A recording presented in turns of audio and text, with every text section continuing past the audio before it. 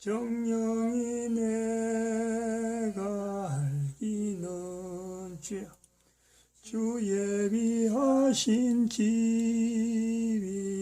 있네. 내 주 예수님 배울 때에 그네 찬송하겠네. 내 주 예수님 배울 때에 그네 찬송하겠네.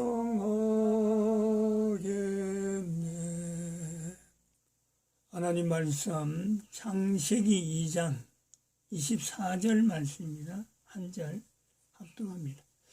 이러므로 남자가 부모를 떠나 그 아내와 연합하여 둘이서 한 몸을 이룰지로다. 아멘. 기도드립니다. 할렐루야. 복된 시간 우리에게 주신 것 감사합니다. 하나님의 앞에 영광되어지며 온 인류가 예수 그리스도 오심을 준비하는 거룩한 일에 쓰임받는 귀한 주의 자료 되도록 은총 내려 주시옵소서. 감사하고 예수님의 이름으로 기도드립니다. 아멘.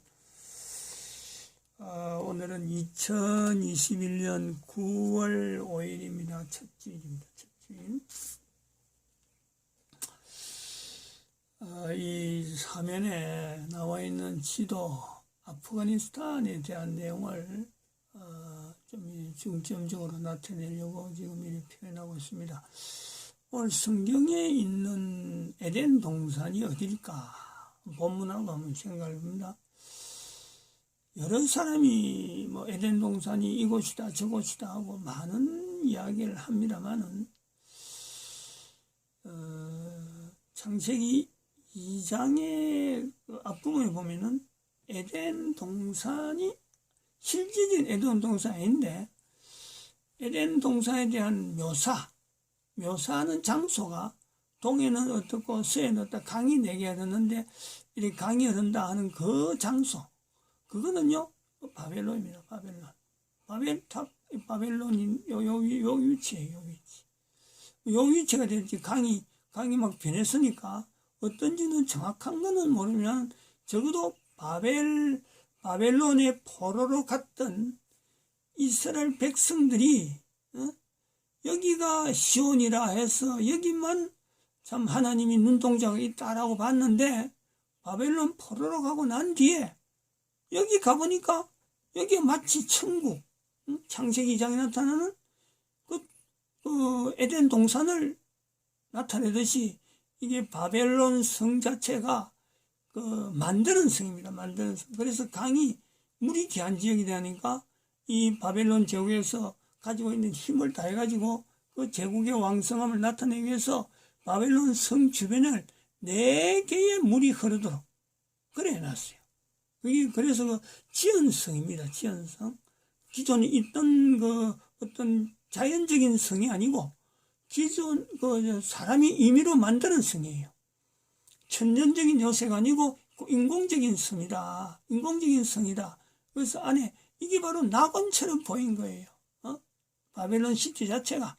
그래서 창세기 2장에 이 동해는 무슨 강, 서해는 무슨 강, 동서남북 흐르는 강들 요걸 묘사를 여기에서 포로로 갔다 왔어. 성경을 다시 추가를 한 그런 흔적으로 봅니다. 흔적으로. 요거하고 이제 연결해서 오늘 우리는 여기에 아프가니스탄에 대한 내용을 우리가 좀 하기를 바랍니다. 왜냐하면 이런 것이 아프가니스탄에 대한 내용을 왜 지금 여기서 새삼스럽게 이렇게 하느냐. 금년에 그 8월달이죠. 8월 16일 지난달입니다.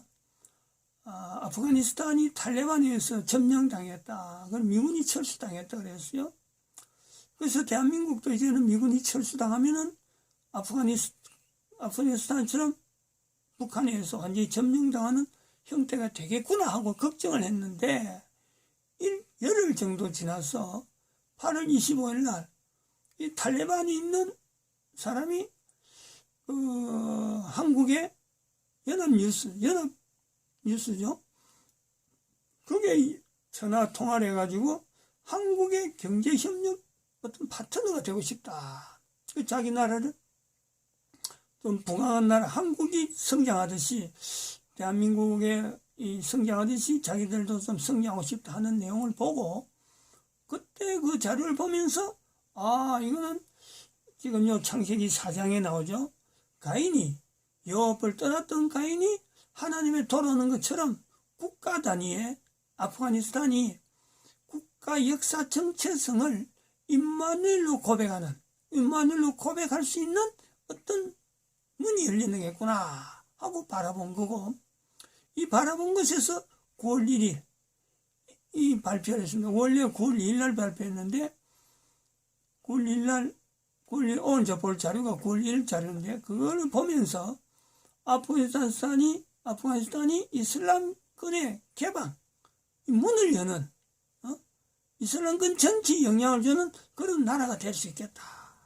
그러려면은 대한민국을 모델로 해라 하고 했고, 오늘 새벽에 그랬습니다. 여기 지금 칸이 좁아서 이쪽을 붙여놨는데, 대한민국을 모델로 하려면은 이승만 4대 건국 기둥을 기준해가지고 아프가니스탄이 국민 정서를 교육을 해야 된다. 그래서 4가지 1, 2, 3, 4 이렇게 해서 4대 기둥에 걸맞는 내용을 이야기했습니다. 오늘은 요 동영상 하나 봐야 되겠는데, 아프가니스탄이 8월 25일 날 한국에 도움 요청한 이것이 어디 진정성이 있느냐, 이 부분을 이 9월 1일자의 방송이 나와 있습니다. 한번 들어보시죠. 디시멘탈입니다. 디시멘탈에서 한 자료.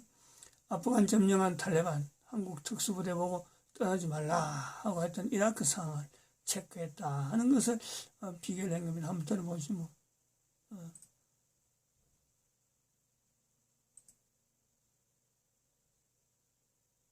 옛부터 강대국들의 무덤이라 불리던 아프가니스탄은 결국 탈레반의 손에 점령당했고, 미국도 중국도 러시아도 인도도 전부 발등에 불이 떨어졌습니다.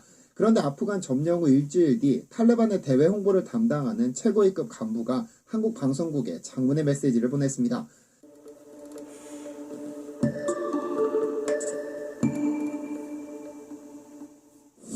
안녕하세요, 지스멘터리입니다. 아프간을 장악한 탈레반은 무장단체임에도 꽤나 체계적인 조직을 가지고 있습니다. 미국이나 영국 등에서 엘리트급 교육을 받은 석박사급 인재는 아니겠지만 그래도 아프간을 운영할 만한 조직체계를 갖춘 모양입니다. 한국에게는 광복절이었던 지난 8월 15일 탈레반은 속전속결로 아프간의 수도 카불을 점령하면서 20년 동안 미국이 장악한 아프간을 재탈환했습니다. 1994년 아프간 남부에서 이상국가를 건설하겠다는 그들만의 목표가 코앞에 다가온 것입니다. 그들은 스스로를 정부라고 부릅니다. 그러면서 아프간을 함락시킨 직후 법률, 종교, 외교, 정책 전문가들이 앞으로 몇 주 안에 새 정부의 틀을 공개할 예정이라고 밝히면서 새 정부의 틀은 서구에서 정의하는 민주주의는 아니지만 모든 사람의 권리를 보호할 것이라는 아무도 믿지 않을 망상 같은 계획을 밝혔는데요. 그리고 정확히 이틀 뒤 탈레반이 갖춰지지 않은 정부 조직 중 대외 홍보창고인 문화위원회를 내세워 한국에게 다급한 메시지를 보냈습니다. 바로 문화위원회 소속 고위급 간부였던 압둘 카일 발키가 연합뉴스와 문자 메시지를 통해 인터뷰를 진행한 것인데요. 이 문자 메시지에서 그는 자신을 다른 나라 정부의 공보문화부 역할이라고 소개하면서 제일 먼저 밝힌 희망은 우리 탈레반은 한국으로부터 아프간의 합법적인 정부를 인정받고 싶다는 것이었습니다. 그는 이번 인터뷰에서 1996년 라바니 정부를 무너뜨리고 5년 동안 사용했던 아프가니스탄 이슬람 에미레이트라는 국호를 사용했는데요. 최근 아프간 사태에 대해 공식 입장을 표명한 것이죠. 이 발키라는 인물은 지난 17일 탈레반의 무자히드 대변인의 첫 공식 기자회견 때 바로 옆에 동석했던 인물로 이번 사건에서 꽤나 많은 역할을 했던 인물로 알려졌습니다. 그는 아프간 국민은 이제 외국 지배에서 벗어나 자기 결정권을 갖게 됐다면서 한국 정부가 아프간의 미래 정부와 돈독한 관계를 맺기를 바란다고 했죠. 특히 그가 큰 관심을 보인 것은 한국 정부와의 경제 교류였습니다. 그에 따르면 현재 아프간에는 리튬 등 손대지 않은 광물 자원이 풍부하며 한국은 전기차 배터리, 스마트폰 등등 전자제조업 분야에서 세계를 선도하는 국가로 아프간과 함께 서로의 이익을 위해 협력해 나갈 수 있다며 감언이설을 내놨는데요. 인터뷰 말미에서 그는 마음속에 고이 간직했던 희망까지 꺼냈습니다. 바로 한국 지도자와 경영인을 만나 경제적 교류와 인적 교류를 강력히 바란다는 것이었죠. 그런데 이 발키의 이 발언은 거짓이 아닙니다. CNN은 최근 아프가니스탄 전역에 묻힌 철, 구리, 금 등 광물을 비롯해 히토리와 충전용 배터리에 쓰이는 리튬 등 전체 매장량 가치가 무려 1170조 원에 달한다고 보도했습니다. 특히 아프가니스탄은 반도체와 같은 첨단 IT 제품의 필수적인 히토류 매장량이 최대 3천조 원에 이르는 어마어마한 규모를 자랑하는데요. 최근 중국이 신장 위구르 분리 독립에 지대한 영향을 미칠지도 모르는 탈레반에게 우호적인 제스처를 취하는 이유도 이 히토류 때문이라는 분석이 나올 정도죠. 중국은 현재 전 세계 매장량의 35%, 채굴량의 70%를 차지하고 있음에도 아프가니스탄에 3,500조 원 히토류가 탐났던 것으로 보입니다. 만약 이를 채굴해 중국이 소유한다면 첨단 IT 시대에 중국이 자원을 무기화해 영향력을 강화할 수 있게 되니까요. 어쨌든 중국의 이러한 제스처에도 불구하고 탈레반은 히토류와 리튬을 미끼로 한국 정부에게 경제협력을 요청해오는 상황인데요. 그런데 많은 네티즌들은 탈레반의 이러한 경제협력 요청은 자국에 파병됐던 여타 다른 국가들과 한국은 파병 전과 파병 후 현저히 다른 결과를 불러왔기 때문이라고 보고 있습니다. 대표적으로 이라크에 파병됐던 자이툰 부대가 대표적인데요. 이라크와 아프가니스탄은 이란을 사이에 두고 국경도 접하고 있지 않지만 미국은 2001년 아프가니스탄, 2003년 이라크를 각각 침공합니다. 당시 9.11로 인해 바닥을 쓸고 있던 지지율을 끌어올리기 위해 부시 전 대통령은 아프가니스탄 침공을 통해 9.11에 대한 복수를 했으나 큰 효과를 얻지 못했죠. 그러다 좀 더 가열찬 테러와의 전쟁을 진행하게 되는데요. 2002년 1월 한국이 월드컵 분위기를 고조시키고 있을 즈음 미국은 작정한 듯 이라크, 이란, 북한을 세계 악의 축으로 발표합니다. 이들 나라에 대한 철저한 응징을 천명하면서 현대판 십자군 전쟁을 부추겼었죠. 결국 2003년 3월 이라크를 침공합니다. 그런데 미국은 아프가니스탄을 침공했을 때도 이라크를 침공했을 때도 꼭 한국 정부에게 파병을 요청해왔습니다. 한국의 입장에서는 거절하고 싶어도 주한미군이 주둔하면서 북한이 거의 도발할 생각을 하지 못할 만큼 안보를 보장받고 있는 만큼 쉽게 거절할 수 없는 입장이었죠. 그래서 아프가니스탄에도 이라크에도 파병을 결정합니다. 우선 이라크에 파병된 부대는 자이툰 부대인데요. 미국이 이라크 파병을 요청한 명분은 이라크 재건 사업으로 폐허가 된 이라크를 재건하자는 것이었죠. 이 요청을 받은 한국 정부는 2004년 2월 23일 평화 유지 및 재건을 목표로 자이툰 부대를 창설해 8,000명을 이라크 북부 쿠르드 지역의 아르빌에 파병합니다. 그런데 원래 미국 정부는 이라크 재건 사업을 내세우기는 했으나 내심 한국이 전투부대를 파병하기를 바랬습니다. 북한과의 대치 상황이 오래도록 이어지면서 한국에는 전투력을 차곡차곡 축적한 군인이 있었기 때문이죠. 당시 이라크에서 가장 접전지로 꼽히던 이라크 북중부를 한국이 담당해준다면 미국의 입장에서 큰 짐을 덜어낼 수 있었으니까요. 그러나 한국 정부는 무고한 장병 수천 명을 희생시킬 수 없다며 북부 아르빌로 파병한 겁니다. 자이툰은 아랍어로 올리브를 의미하며 올리브는 평화의 상징으로 여겨지는데요. 실제로 자이툰 부대는 아르빌에 평화를 안착시켰습니다. 원래 이라크를 침공한 미국의 요청으로 파병된 이 자이툰 부대가 현지인들에게 사랑받을 리는 만무했었습니다.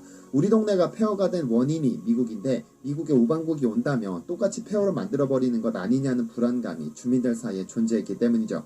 하지만 자이툰 부대는 달랐습니다. 아르벨 지역에서 민간 지원 사업에서 만나는 모든 주민 한 명 한 명을 아버지처럼 어머니처럼 형처럼 동생처럼 친구처럼 대하면서 차갑게 얼어붙었던 주민들의 마음을 녹였고 서서히 친구로 만들어갔습니다. 자이툰 부대가 한 일은 큰 일은 아닙니다. 마을 어린이들에게 축구공을 나눠주었고 현재 어린이들을 위해 학교를 지어주고 도서관을 지어주었습니다. 그런데 자이툰 부대원들이 기타 다른 국가들의 파병군들과 달랐던 것은 한국인 특유의 예의를 중시했다는 점입니다.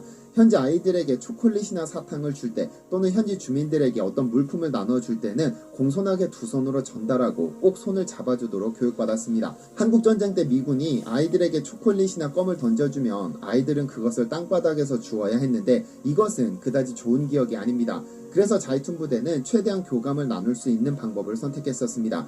우리는 보건소를 짓고 병원을 운영하며 아픈 사람들을 치료해 주었고 가진 것 없는 주민들은 감사의 표시로 각종 과일 등을 들고 와 두고 가기도 했습니다.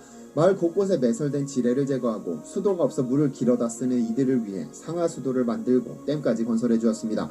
물론 이라크도 미국도 이 재건 사업에 돈을 투자한 것은 아닙니다. 한국이 자체적으로 부담했죠. 이 과정에서 물론 왜 우리 세금을 다른 나라에 퍼주냐는 비난이 있기도 했지만 이것은 하나의 전략이었죠. 게릴라전을 주로 펼치는 이라크 저항 세력의 입장에서 보자면 주민과 파병군 간의 갈등이 있어야 그 틈을 파고들 수 있는데 자이툰 부대와 주민들의 관계가 너무 끈끈해 도저히 설칠 수가 없었습니다.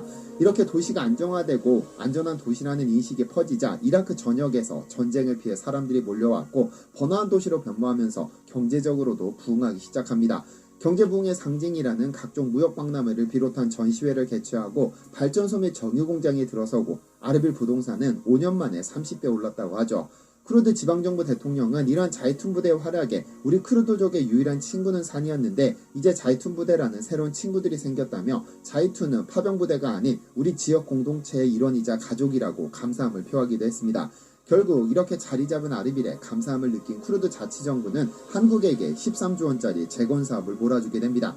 탈레반의 입장에서는 이렇게 한 지역을 완벽히 변모시킨 이라크 자이툰 부대를 보면서 한국군의 영향력이 적지 않다는 판단을 했을 것이고 아프간에 매장된 히토류나 리튬 같은 자원까지 한국이 개발해 준다면 자신들이 꿈꾸는 이상국가를 건설할 수 있을 것으로 예상하는 듯합니다. 그런데 탈레반이 굳이 이라크까지 눈을 돌리지 않아도 이미 아프가니스탄에서도 한국 파병부대는 큰 족적을 남겼습니다. 미국의 요청을 받은 한국 정부는 아프간에 총 5개의 비전투 부대를 파병했습니다. 2010년부터는 파르완주의 지방 재건팀을 파견해 학교, 보건소 등을 건설하고 각종 물품을 지원해왔고 병원 및 직업훈련원 등을 운영했죠. 지난 20년 동안 한국이 아프간에 파견한 인원만 군인 및 민간인을 합쳐 연인원 5,000명을 넘어섰습니다. 한국 전쟁 후 원조받던 나라에서 원조하는 나라가 된 한국이 가장 적극적으로 지원한 곳이 바로 아프간인데요. 2001년 10월 미국이 아프간을 침공한 직후부터 한국은 해군 해성부대와 공군 청마부대를 파병해 2003년까지 군수물자, 건축자재, 병력 등의 수송을 담당했습니다. 의료지원부대인 동의부대 및 건설공사를 지원한 다산부대는 2002년 2월과 2003년 2월에 추가로 파병되어 2007년까지 임무를 수행했었죠. 아프간에서는 카르자이 정부가 탄생한 이후 동의부대와 다산부대는 인도주의적 활동도 함께 펼쳤는데요. 동의부대는 바그람 기지 내 한국병원에서 아프간 민간인들도 진료했고 다산부대는 기지 주변에 유치원과 고등학교를 보수해 주었습니다. 미국은 탈레반을 축출한 후 아프간 재건 과정에서 한국의 지방재건팀 PRT 참여를 요청했었습니다. 초기에는 파병된 군인들이 재건에 참여했으나 2007년 철수 이후에는 민간 주도의 한국 지방재건팀이 꾸려져서 2014년까지 4년 동안 활동했는데요. 이들의 호송과 경호 및 경비를 위한 오시노 부대도 이때 함께 파병됐습니다. 한국 지방재건팀은 학교, 보건소를 세우고 교육문화센터와 시범농장, 경찰훈련센터, 병원과 직업훈련원을 운영했는데 특히 병원과 직업훈련원의 인기가 상당했습니다. 병원에서는 총 16만 명이 넘는 환자를 치료했고 직업훈련원에서는 439명이 졸업해 92%가 취업하는 기적을 이뤄냈습니다. 병원의 경우 다음날 진료를 받기 위해 전날 저녁 8시부터 줄을 서기 시작했는데 일부 불량 조직이 여성들을 보호한다는 명분으로 돈을 갈취하는 사고가 터지기도 했습니다. 어쨌든 현재 아프간을 완전히 장악한 탈레반이 한국 정부에게 경제협력과 인적 교류를 희망한다고 밝힌 것은 아마 한국인이 가진 능력 때문일 것입니다. 모든 남성이 군대에 복무하기 때문에 전투력이 상당하면서도 주민들을 어루만지는 따뜻한 가슴을 가졌고 기술력 하나로 세계 10위권의 선진국으로 도약한 한국에게 탈레반은 무언가를 배우고 싶었던 것은 아닐까요? 시청해주셔서 감사합니다. 이 자료는 거짓이 없다고 봅니다. 거짓을 해야 될 이유는 없죠. 우리는 그 6.25 사변을 통해서 외국에 있는 그 문명, 외국의 어떤 다른 나라가 우리나라보다 잘 산다 하는 개념이 6.25를 통해서 만들어진 것 같습니다. 이제 상징적인 것이 미군들이 와서 초콜릿을 던진다, 껌을 준다, 이런 기분이 껌, 기분이 초콜릿. 영어는 모르지만은 그거는 누구든지 알죠. 우리 어릴 때도 그런 말을 사용하고 그랬는데 우리 지역에서는 미군이 그렇게 많이 없어가지고 부대가 있음에도 불구하고 미군이 그렇게 이 전쟁하는 부대는 없었습니다. 다른 데는 좀 많이 있었는데 어릴 때부터 저거는 참 영어로 기범이란 말을 많이 쓰던 거로 기억이 납니다. 근데 한번 생각을 해봐야 돼요. 우리나라가 6.25 사변에서 70년 지난 지금에 어떻게 해서 부대가 다른 나라에 파병된 전쟁통에 이런 그 주민들이 참 친근감을 가질 수 있을 정도로 적이잖아요. 적고에 갔는데 그 주민들이 친근감을 가질 수 있을 정도로 그 부대원들이 군인들이 저렇게 봉사라고 하는 그리고 두 손으로 물건을 준다, 물을 파준다, 그 다음에 의료시설을 만들어준다 하는 이거 자체가 우리는 어디서 봤을까라는 거죠. 어디서. 우리나라의 70년 동안에 기독교라고 하는 이 교회, 이승만 대통령이 건국으로 말미암아 이승만 대통령의 건국 사리기둥,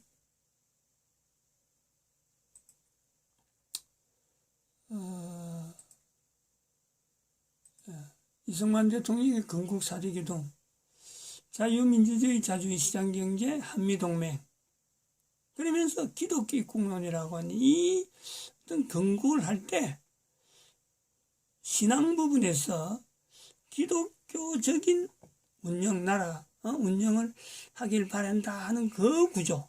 이승만 대통령도 선교사회에서 어마어마한 도움을 받은 사람이잖아요.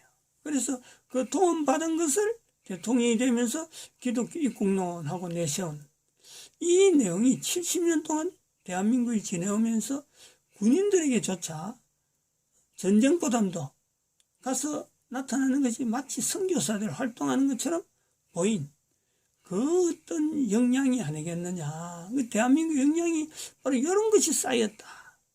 우리 국민들이 이걸 인식을 해야 됩니다. 우리 국민들이 알지 못한 동안에 옛날에는 다른 나라가 잘 사는 나라로서 우리를 낮춰봤는데 우리는 70년 지나오면서 기독교 문화를 통해서 전쟁 통해서도 총칼로 해서 다른 사람들을 죽이는 그런 현장에서조차 사람들이 살아갈 수 있는 환경을 만드는데 우리는 그런 데 영향을 쏟는 그 어떤 국민적인 어떤 단합이라나 국민적인 어떤 이 의견이 그렇게 모아졌으니까 이라크라든지 아프가니스탄이든지 한 나라만 그랬으면 그 나라 특성이 그러긴 내가 했겠지만 두 군데 다 똑같은 패턴을 보이는 이런 모습을 보이지 않을까. 그러니까 아프가니스탄에 있는 사람들이 대한민국을 다시 한번 비교해서 대한민국의 어떤 경제 협력을 바라는 이런 제스처를 취하지 않았겠느냐 이래 봅니다. 아프가니스탄에 대한 내용을 아까도 보여주지만은 요 위치를 우리는 성경에 우리는 교회 다니는 분인 사람들이고 또 신앙이라고 하는 이것 자체는 하나의 신앙의 일치적인 이런 요소로서 인류를 바라보는 그런 요소가 없지 않아 있기 때문에 아프가니스탄이라는 것이 성경에 어느 정도 어떤 위치를 가질까 하는 것도 우리가 한번 살펴봐야 됩니다. 이 시간에 성경에 있는 바벨론이라면 잘 알죠. 바벨론. 근데 바벨론은 지금의 이란입니다. 이란이 바벨론이에요. 이라크도 성경에 그대로 있고 요르단도 그대로 있는 거 이스라엘이 요 부분이죠. 요 부분 여기 시온이라 부르는데 성경에 있는 요르단, 이라크 이건 그대로 있습니다. 근데 이란은 바벨론이에요. 그 다음에는 바벨론 제국 다음에 바벨론 제국이 통합을 해서 참 바벨론 제국이라고 하는 어마어마한 땅을 가지고 있는 이때에 100년 정도 지나면은 바사와 메데라고 하는 성경적인 언어입니다. 성경적인 언어에서 바사와 메데에게 넘어갑니다. 바사와 메데라고 하는 이 지역이 이쪽 지역. 아프가니스탄을 중심으로 한 파키스탄, 그 다음에 인도 북부, 이쪽이 바사와 메데, 인도도 포함해서 저 이집트까지 포함된 이게 바사와 메데라는 바벨론 제국이 가지고 있던 것을 그대로 이어가면서 또 영토를 양쪽으로 넓힌 제국이 바사와 메데예요. 그러면 아프가니스탄이라는 이름은 바사와 메데에서 쪼개고 여러 갈래 가다가 지금에 남아있는 흔적입니다. 그래서 지금은 이 아프가니스탄이 가만히 보면 말이죠. 전 세계가 메데와 바사 있을 때에는 육로 위주의 이 제국입니다. 육로. 바다는 없이도 말 타고 그냥 전쟁해서 성 빼앗고 하는, 그러면서 성을 넓히면은 제국이 넓어지는 거예요. 그러나 어느 날, 어느 시대 때부터 적어도 유럽에서 나타나는, 영국이나 스페인 쪽에서 나타나는 항해, 바다를 통해서 쉽게 육로보다 빨리 가고 하니까, 물건도 빨리 가고 그 전쟁하는 것도 쉽게 하니까 어느새부터 바이킹 제국 이후로 바다를 근거로 해서 발전되어지는 그 국가 형태를 봅니다. 그런 거 보면은 아프가니스탄은 아무 쓸모도 없는 거예요. 덩어리는 크는데 바다 가까운 쪽으로 전부 다 어떤 것이 발전되어 가는 그런 추세에서 아프가니스탄은 완전히 고립된 거예요. 이런 고립되다 보니까 그 국민들이, 주변에 있는 나라들, 국가들이 전부 다 강성한 국가가 되다 보니까 파키스탄, 인도 쪽으로, 이란 옆으로, 서쪽으로, 그 다음 이쪽에는 소련이죠. 이는 아무리 올라갈 필요가 없는, 방향을 보지도 않습니다. 근데 한쪽은 또 중국이죠. 그러면서 중국의 끊는 요 부분, 이게 아주 묘한 지역이죠. 묘한 지역. 요런까지 이 파미르 고원 쪽으로 들어가 있는데, 여기는 여기는 그 히말라야 산맥 자체 히말라야 산맥, 여기는 텐산 산맥, 요 중간에 파미르 고원이 들어있습니다. 중국도 이거 자체를요, 옛날에 지금부터 한 1200년 전에 우리나라 고선지 장군이 여기 보내갖고 한번 점령한 거 있는데, 그게 학한 계곡이에요. 학한 계곡. 요 자체가 가지고 있는 역사적인 여러 흔적들이, 요게 달라스 전투가 아마 여기일 거예요. 달라스. 그 사마르칸트 종이 나오는 지가 아마 요 지역쯤 될 겁니다. 사마르칸트 종이. 그래갖고 이것이 유럽에 퍼지는, 이 고선지 시대 때 중국의 그 종이가, 고선지 전투와 관계된 이 중국의 종이가 저쪽에 유럽으로 퍼져가는, 그 아프가니스탄이 인류 역사에 상당히 중요한 요소가 있음에도 불구하고 지금은 이것이 가치, 이 국가의 가치를 느끼지 못하는 거예요. 다만 아까도 나와 있지만은 지금은 그 매장되어 있는 천년 자원, 그것이 이제 세계적으로 필요하니까 그게 눈독 들이지, 국가에 누가 다스리든지 사실 그거는 뭐 국가의 안녕에 대해서는 아무도 관심을 가지지 않는 팽개에 처져 있는 국가입니다. 또 한편으로는 우리나라에서는 또 다르게 이제 가치를, 특별히 교회에서는 가치를 가지는 것은 이 이슬람권의 마지막 부분이고, 중국의 이 첨단이거든요. 이 붙는 자리, 그리고 힌두교가 요게 또 아주, 그리고 소련서 내려오는 이 문명하고 마찰되는 데는 여기가 문이라, 문. 그래서 지금 교회에서는 저희들이 볼락하는 건 그렇습니다. 아프가니스탄이 대한민국의 이 경제협력을 하자 하는 그 사인은 어찌 보면 하나님께서 대한민국을 통해서 아프가니스탄과 더불어서 이 이슬람권에 하나님이 쓰시고자 하는 어떤 문의 기능이 있지 않을까. 그런 측면으로 지금 우리가 이 자료를 남기려고 하고 있습니다. 마칩니다. 기도드립니다.